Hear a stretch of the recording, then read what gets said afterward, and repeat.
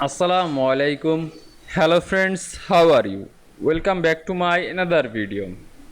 In this video, I am going to show you how to add vertical ruler in Adobe InDesign. Let's get started.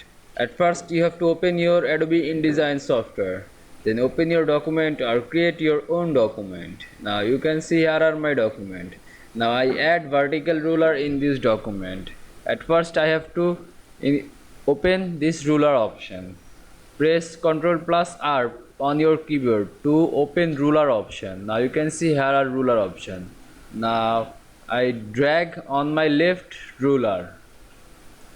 Now I drag another ruler. Now you can see I add vertical ruler in Adobe InDesign very easily.